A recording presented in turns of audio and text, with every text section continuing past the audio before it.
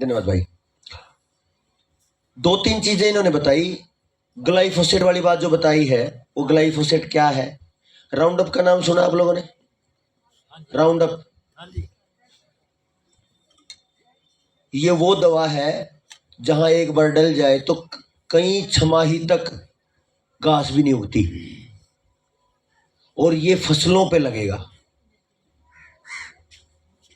जो मैं बात कर रहा था आपको कि भाई सुबह अगर एक बच्चे से कस्सी चलवाओ और उसको यहाँ पे निशान हो जाएंगे और वो आदत पड़ जाएगी, तो ये कहते हैं कि भाई जो ये है ना हर्बिसाइड यानी खरपतवार नाशी, इससे पहले इन्होंने ये कहा था कि जो बीटी है वो जो कीड़े हैं ना पेस्टिसाइड जो इंसेक्ट्स हैं या पेस्ट्स हैं उनके ऊपर असर करेगी और फसल को खराब नहीं करेगी। अब ये कह रहे हैं कि ये जो ये खरपतवार है उनकी सहनशील है। तो उन्होंने जब उस कचरे ने तब तांडव किया था किसानों के खेत में, अब वो फिर से तांडव करेगा।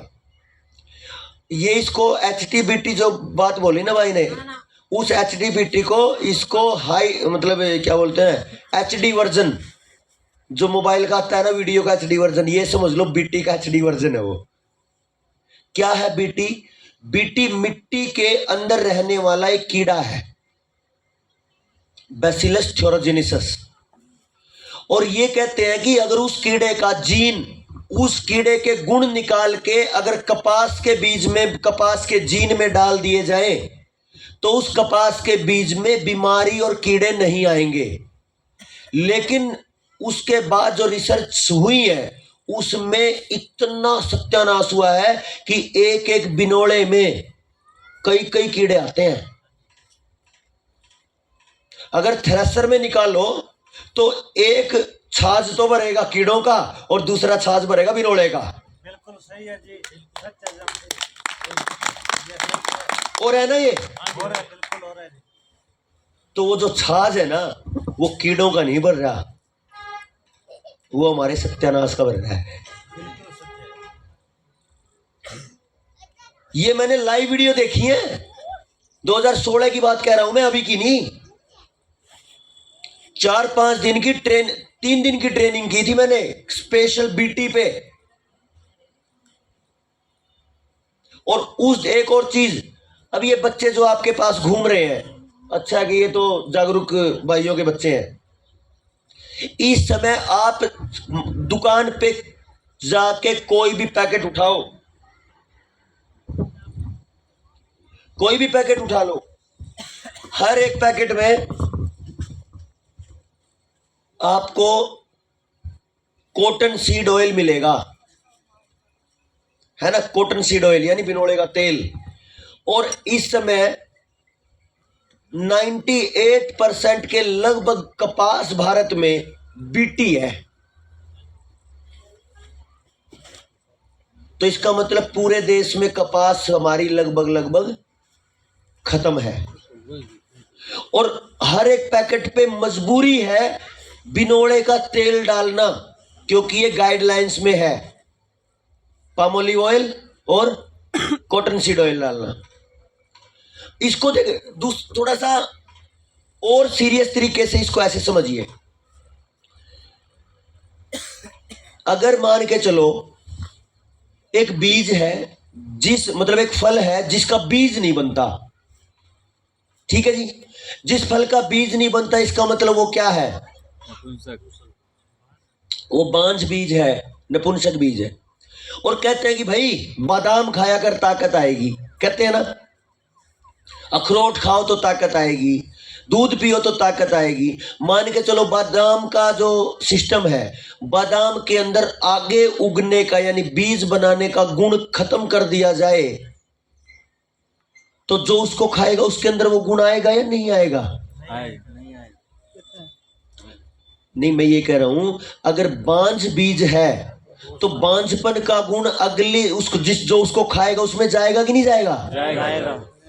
तो आप जो खाते हो बीटी का कुछ भी, वो आपके बच्चों को नपुंसकता की तरफ हर दिन हर पल लेके जा रहा है। बताओ नहीं जा रहा हो तो। पपीता सीडलेस, पपीते में पहले बहुत सारे बीज आते थे, लोग कहते थे बड़े बीज है, और अब राजी होते हैं, और अब बिना बीज का पपीता भड़क रहा कर दी, बढ़िया कटी रांद। अरे ये रांद पपीते के बीज की नहीं कटी, ये तेरी जड़ कट गई। क्योंकि जब बीज खत्म होगा ना तो वो पीढ़ी खत्म होती है, क्योंकि जो आप खाओगे वही बीज बनेगा, और अगर वो बिना बीज का खा रहे हो तो फिर अंदर बीज क्या बनेगा, बांझपन बढ़ेगा। टमाटर में मछली का जीन, खीरे आ रहे हैं ना राजस्थान में, वो हरे हरे पोली हाउस के खीरे, 1 साल में 2.5 लाख रुपए का केमिकल डलता है। हर तीसरे दिन 30 क्विंटल खीरा उतरता है पोली हाउस में, और आप उसको खा रहे हो।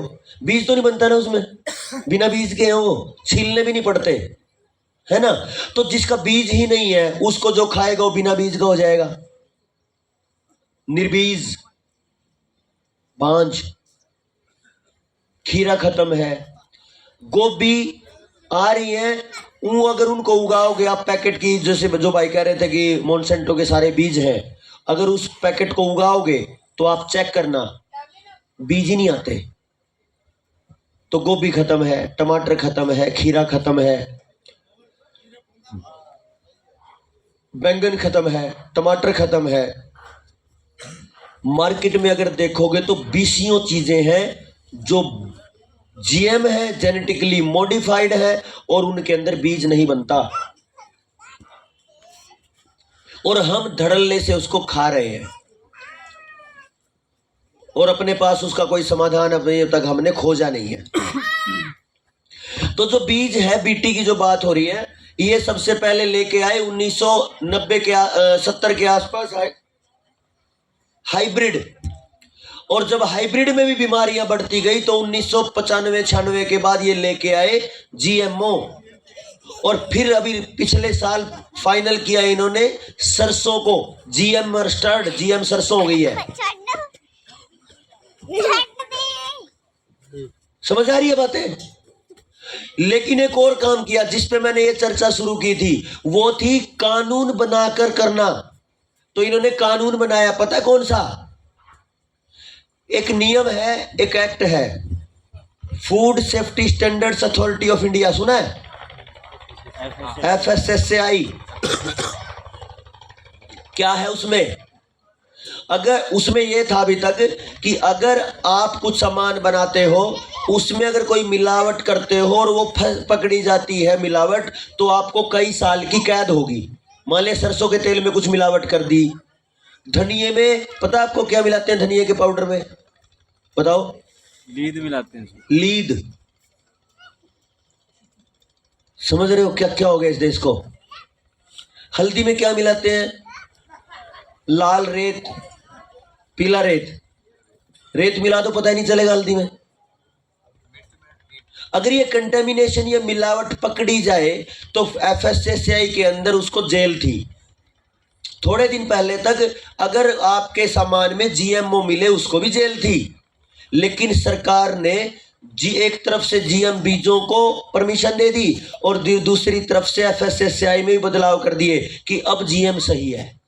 अच्छा एक बात बताओ, जो जहर 4 दिन पहले मुझे मारता था और 4 दिन बाद वो मारना बंद कर दी, ये कौन सी बात है जी? समझ आ रही है? बताओ मेरी बात। अरे शराब अगर सरकार बेचे तो कुछ नहीं होता, और आम आदमी बना के बेचे तो वो गलत है। ये कौन सा तरीका है? गाय अगर सरकार काटे तो कोई दिक्कत नहीं, और कत्ल खाने पूरा प्राइवेट खोल लो तो वो अवैध है। नशा सरकार बेचे तो वैध है, और आम आदमी बेचे अवैध है। अरे नशा तो नशा है, उसको सरकार बेचे या आदमी बेचे, नुकसान तो आदमी का ही होने वाला है ना जो नशा करेगा। तो इसमें वैध अवैध का कहां से आ गया? और पूरा देश इन सारी चीजों को एक सदी से झेल रहा है, वैध अवैध को। जब ये योगी बना यूपी में तो आते ही इसने क्या किया? प्राइवेट कत्ल खाने बंद करवा दिए और कई कत्ल खाने सरकारी चालू करवा दिए, और लोगों को चिल्ला चिल्ला के लोगों ने बोला अवैध खत्म, कत्ल खाने अवैध खत्म। अरे भाई वैध को कौन खत्म करेगा? उनमें प्लास्टिक की गायें कटती हैं क्या? है? क्या मजाक बना रखा मतलब?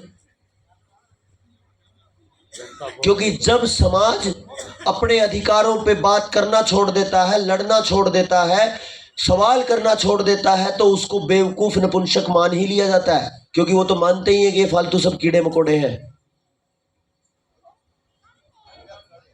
मानते हैं कि नहीं? इसलिए वो बोलते हैं कि 85% ये लोग फालतू हैं, इनको निपटाओ, और जब ये निपटेंगे तभी तो पूरी धरती की जमीन पे कब्जा होगा। अब आप देख लो, आपको निपटना है कि निपटाना है? बोल ले नहीं, मैं तो निपटाने खतर लिखट रहा, आप देख लियो अपना। हम तुम्हारे साथ हैं ना जी ना, हम सब साथ हैं, तुम्हारे साथ वाले में तो रोड़ा आगे नहीं। किसी के साथ नहीं होना, सबको साथ होना है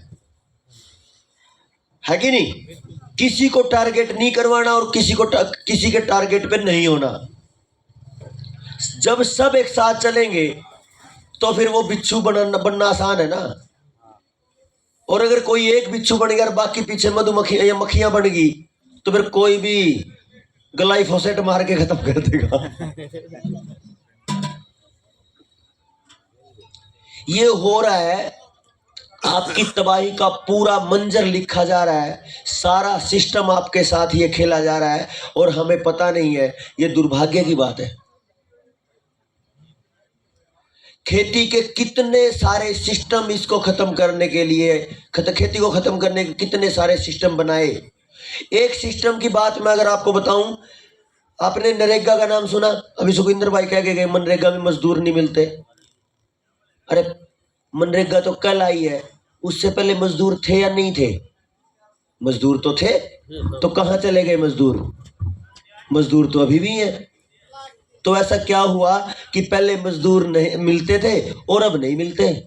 क्या आपको इस षड्यंत्र का पता है? पता है क्या? ऐसे एक बार आवाज बताओ, पता है क्या?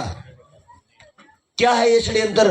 नहीं पता? सुनो एक बार इसको ध्यान से कि क्या खेलते हैं ये। जैसे इन्होंने मंडियां दी, जैसे इन्होंने कनेक्शन दिए, सब्सिडियां दी, जैसे इन्होंने आपको आड़ती दिए और सारी की सारी आपकी फसलों को खा गए कि नहीं? क्या बोलेंगे भाई?